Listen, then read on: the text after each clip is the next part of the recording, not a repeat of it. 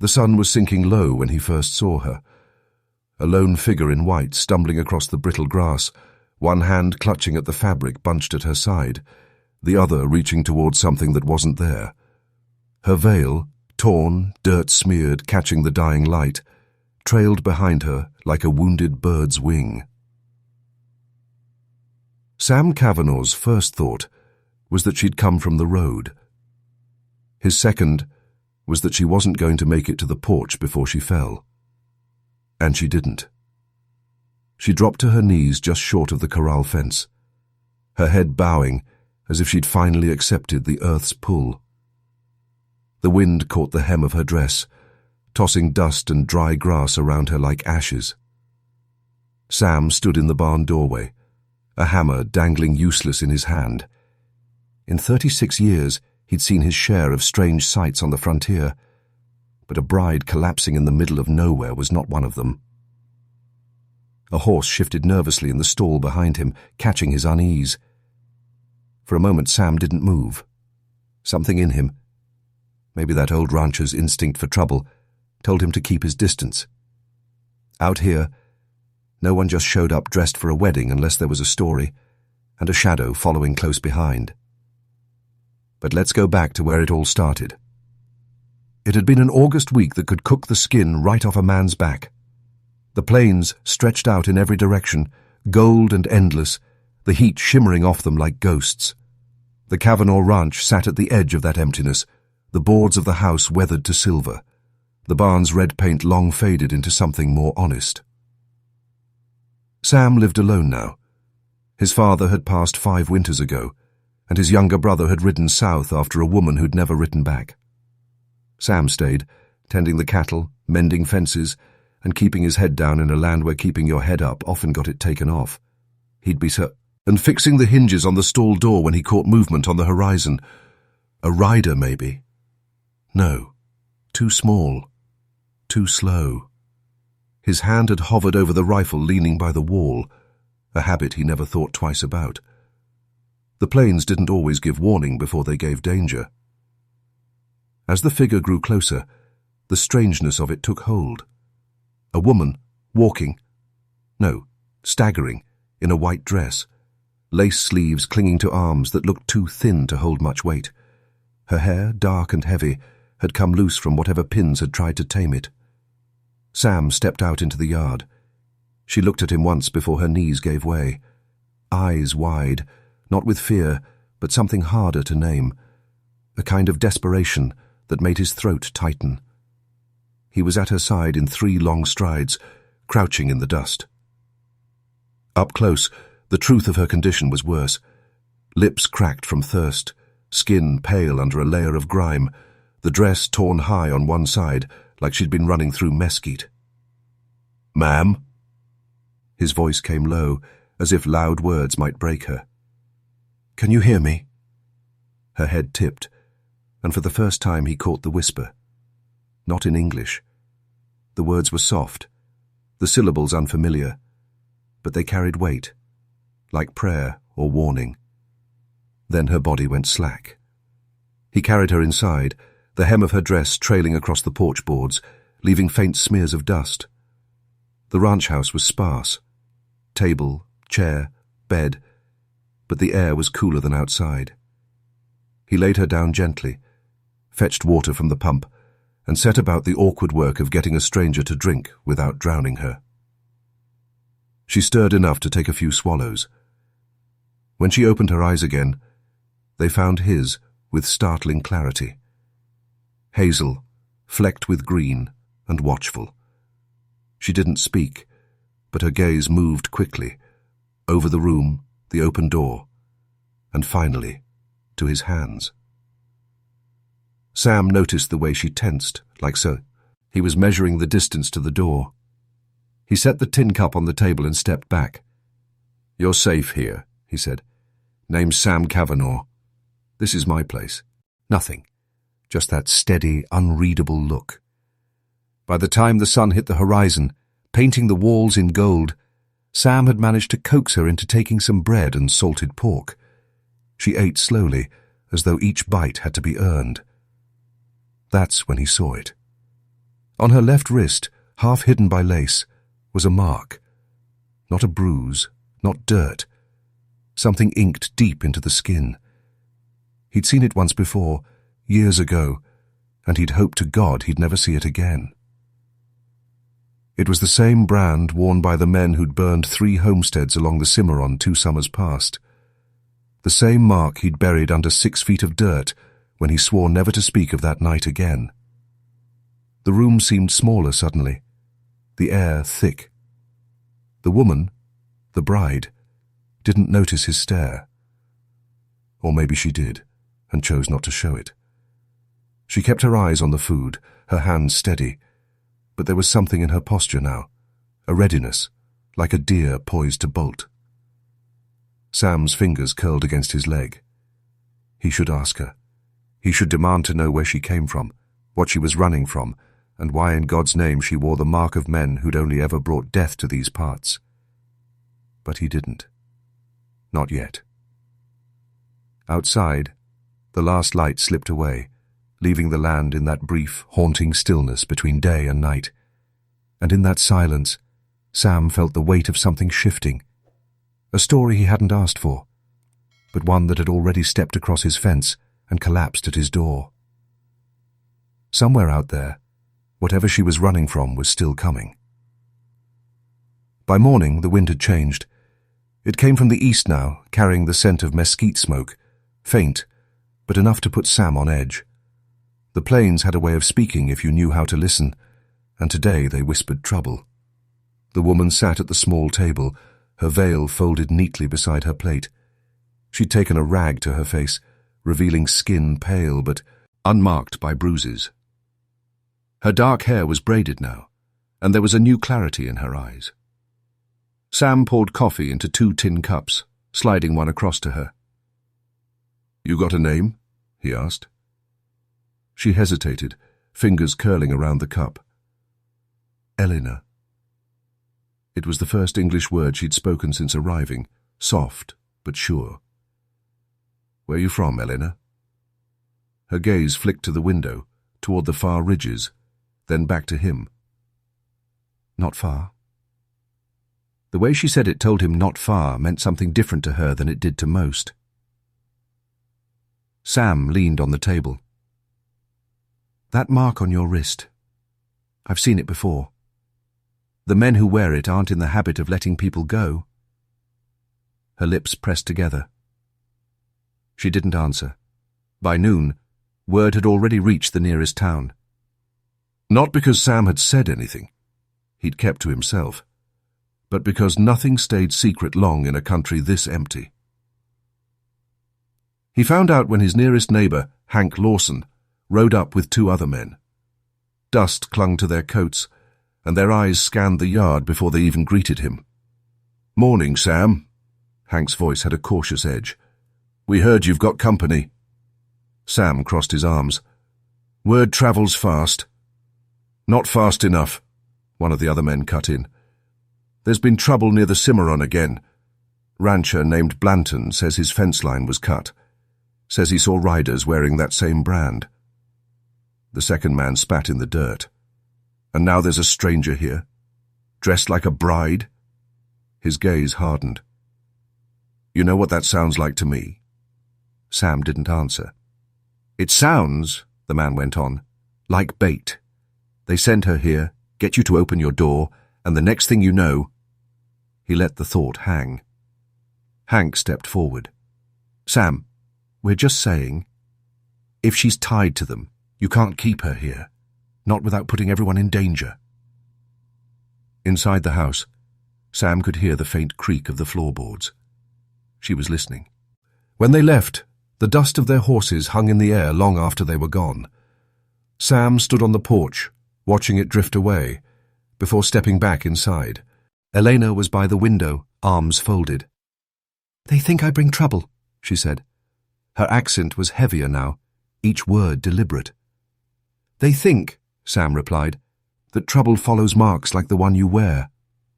She didn't flinch. "It does." Sam studied her. "Then why'd you come here?" "Because you were closer than the river," she said. and I had no more water. It wasn't the answer he wanted, but it was the truth in its own way. That evening, while Sam hauled water from the pump, he found himself thinking about the warnings he'd heard in town over the years, about getting involved with other people's fights. Folks said it like a law of survival: help the wrong person, and you inherit their enemies. He should have told her to leave. He should have saddled her a horse, given her a skin of water, and pointed her toward the next settlement. That would have been the safe thing. But every time he looked at her, at the exhaustion still lingering in her posture, at the way she kept glancing toward the horizon like she expected it to catch fire, the words wouldn't come. Instead, as the sky deepened to violet, he set an extra plate on the table. "Stay inside tonight," he said. "Bolt the door if you hear anything." She nodded once, but her eyes held that same steady watchfulness, as if she already knew the danger wasn't something a bolt could keep out. The next morning, the riders came. Only 3 of them, keeping their distance at the far edge of Sam's fence line. They didn't call out, didn't wave, didn't move closer, just sat their horses and stared. From here, Sam couldn't see their faces, but he saw the mark burned into the leather of their gun belts, the same as Eleanor's. He felt the weight of the decision before him like a stone in his gut. If he sent her out now, maybe they'd take her and ride on. Maybe. If he kept her here, he was taking on a fight that wasn't his. But when he turned back toward the house, he saw her standing in the doorway, her eyes locked on the riders with something between fear and defiance. And just like that, Sam knew he'd already made his choice. The riders didn't leave. All that day, they lingered at the far fence, keeping their distance, but never breaking their watch. By dusk, they'd moved to higher ground, silhouettes against the blood-orange sky like black cutouts. Sam worked the ranch as usual, or at least tried to. But every time he bent to mend a fence post or water the stock, he could feel their eyes on him, watching, measuring. Inside, Eleanor kept to the shadows. She moved quietly, never standing too close to the windows. Once, when Sam caught her peering through the lace curtain, he saw her lips move in that same unfamiliar language. Not praying exactly, but close. After sundown, the land went still in that way it sometimes does before trouble. No wind, no insects, just silence so deep it pressed against the skin. Sam sat at the table cleaning his rifle. He wasn't expecting to use it, not yet. But there was comfort in the ritual. The quiet click of the rod, the faint smell of oil. Elena watched him from across the table. "You will not win against them," she said, her voice steady. He glanced up. "Not planning on a fight unless they bring it here." "They will," she replied simply. Her certainty sat in the room like a third presence. Near midnight, Sam stepped outside to check the horses. That's when he heard it. Faint at first, then stronger. A low, rhythmic thump rolling over the land like a heartbeat. War drums. He froze, listening. They came from the north, slow and deliberate, carrying far in the still air. The kind of sound that told you distance meant nothing. In the darkness, a faint flicker appeared on the horizon. Then another. Campfires. Sam's stomach tightened. 3 riders he could deal with.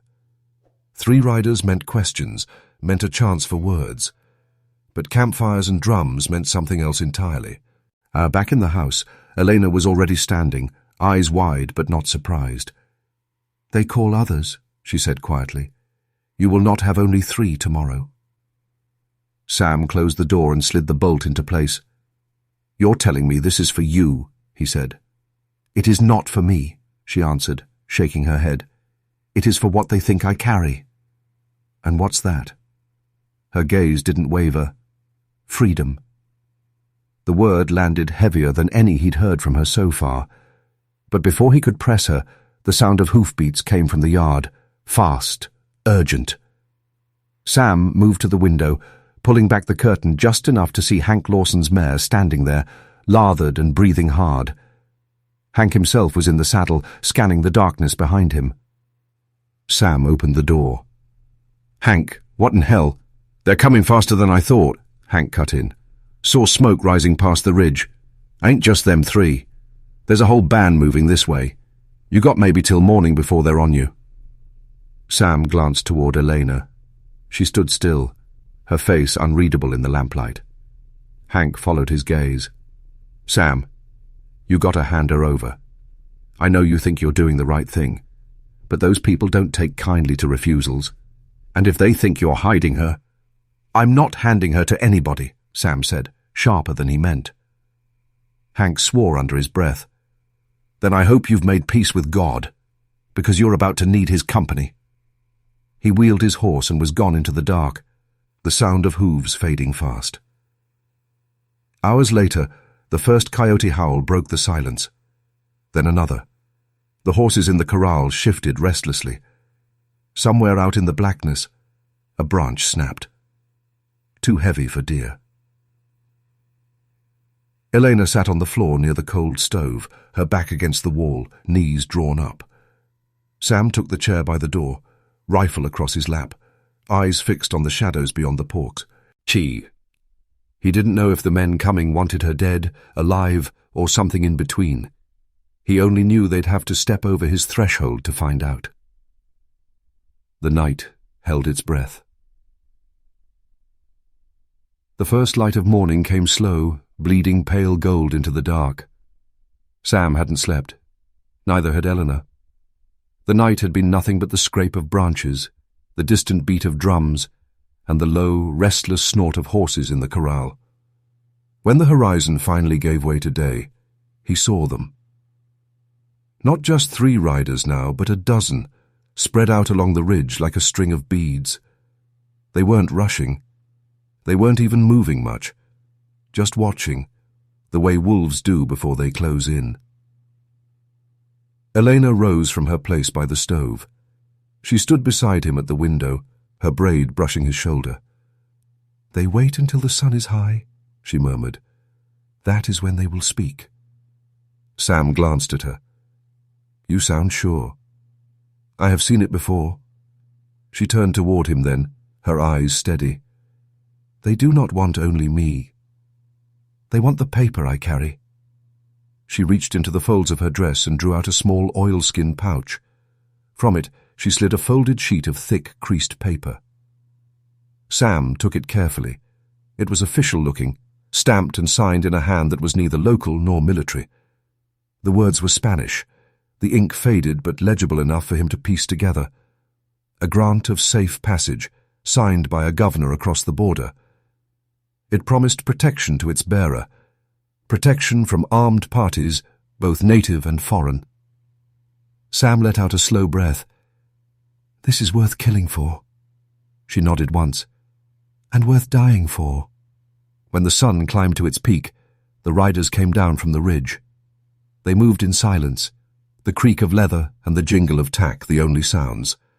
Sam stepped out onto the porch, rifle resting loosely in his hands. Elena stayed in the doorway, her veil now drawn over her head again, shadowing her face. The lead rider was a broad-shouldered man with a braided beard, his eyes sharp under the brim of a battered hat. He reined in just short of the porch. "You have something of ours," he said. His voice was calm, almost polite, but there was no mistaking the weight behind it. Sam's grip on the rifle didn't tighten, but it didn't slacken either. "I have a guest, that's all." The man's gaze flicked to Elena. "She is no guest. She is a thief. That paper she carries does not belong to her." Elena stepped forward, lifting her chin. "It belongs to no one. It is a promise. And you would tear it up, because it stands in your way." The man's expression didn't change. "That promise is worth more than her life. And more than yours, rancher." The standoff stretched, silent but alive with the kind of tension that could break at the slightest wrong word. Sam looked at Elena. She wasn't pleading with him, wasn't even looking for help. She just stood there, proud in a way that told him she'd made her choice long before she ever reached his fence. Finally, Sam said, "She stays here, as long as she wants, and whatever she's carrying stays with her." A murmur ran through the riders behind the bearded man. His eyes narrowed slightly, but he didn't move. "You think this ends because you say so?" "No," Sam said evenly. "I think it ends because you decide not to spill blood over a piece of paper in front of a man's home." The man studied him for a long moment, then wheeled his horse. He didn't leave. None of them did. But they rode back to the ridge, taking their place again. Inside, Eleanor sank into the chair, her shoulders loosening for the first time since dawn. "They will not go," she said quietly. "Not yet." Sam poured her a cup of water, setting it in front of her. "Then we wait." Her gaze lifted to meet his. "You do not know me.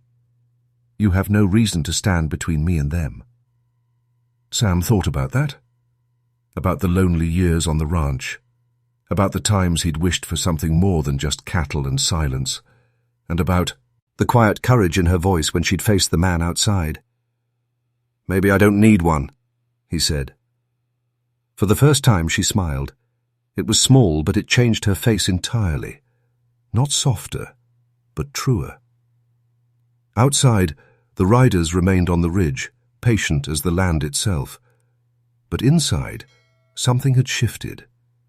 The fear was still there, but so was something else. Not hope, exactly, but the beginning of it. The riders stayed through the night.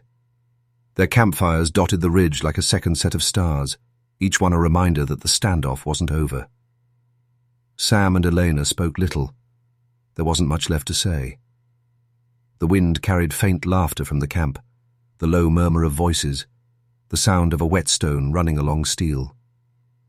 Sam sat in his chair by the door, rifle laid across his knees. Elena slept lightly at the table, her head resting on her arms.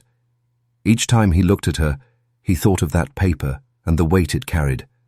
Not just ink on a page, but a promise, the kind most men out here had stopped believing in long ago. At dawn, the bearded leader came alone. He rode slow, his horse's breath steaming in the cold. Stopping a few yards from the porch, he dismounted, his boots crunching in the frost. Sam stepped outside. He kept the rifle in his hands, but not aimed. The man's eyes were steady, but there was something different in them now. Not the cold certainty of yesterday, but the consideration of a gambler deciding whether the pot was worth the last chip. "She will not leave without your help," the man said, "and we will not take her here. That leaves us with nothing but time, and I am not a man who enjoys waiting." Sam said nothing. The man studied him for a moment longer, then glanced toward the doorway where Eleanor stood. "You know they will hunt you past this place," he told her. "Even if you cross the border, the promise you carry will draw Menlay. Ike blood draws wolves." Eleanor didn't answer. She only stepped forward, the paper still tucked in her hand. "Then I will keep walking," she said. A flicker passed through the man's eyes. Irritation, maybe respect, maybe both. Without another word, he turned, mounted, and rode back to the ridge. By mid-morning, the ridge was empty. No smoke, no silhouettes, no trace they'd been there at all. Elena stood on the porch, staring out at the open land. The wind lifted her veil slightly, carrying strands of her hair across her cheek. "They will return?" Sam asked. "Not for some time," she said. "They know the paper is still with me, but they also know you will stand with it." She paused, then added, "And with me." Sam gave a small nod. "You're welcome to stay here till you're ready to move on." She studied him for a moment. "And if I am never ready?" He almost smiled. "Then I guess the cattle will have to get used to two of us." That night the ranch was quiet again. No drums, No riders, just the sound of wind through the grass and the low creak of the barn. Elena sat at the table, turning the paper over in her hands. "In my home," she said, "we have a saying. A promise kept is a debt repaid. You have kept a promise to me without knowing it." Sam poured them each a cup of coffee, the steam curling between them. "Don't know about promises.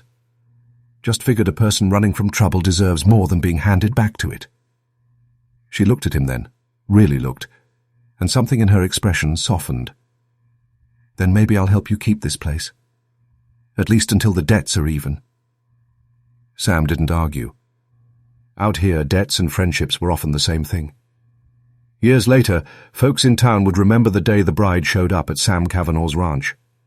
They'd tell it in hushed tones, never quite agreeing on whether she was running from killers or carrying something worth more than gold. But they all agreed on one thing. After that summer, Sam was never alone again. And sometimes when the sun was low too, whoa, and the wind was still, they'd see the two of them riding the fence line together, a rancher and a woman in a weathered white dress, both watching the horizon, both carrying promises that hadn't yet been broken,